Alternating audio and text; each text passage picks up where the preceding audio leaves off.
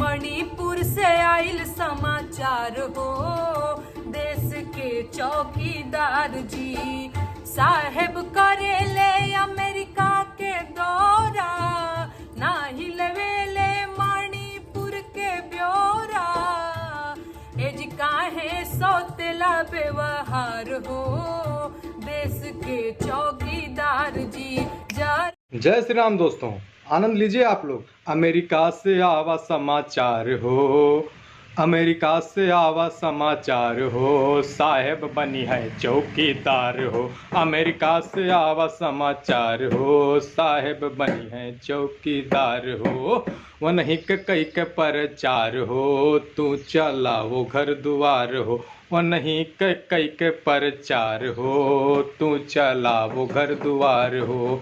देश विदेश के दौरा कई के, देश विदेश के दौरा कई के, एलन मास्क से हाथ मिलाई के, एलन मास्क से हाथ मिलाई के, फिर से बनी है सरकार हो, बोलो के जिम्मेदार हो। फिर से बनी है सरकार हो, देश के पहरेदार हो।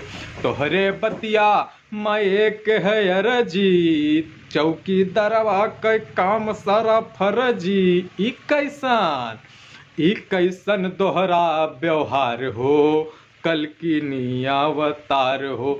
ई कैसन दोहरा व्यवहार हो, कल की नियावतार हो।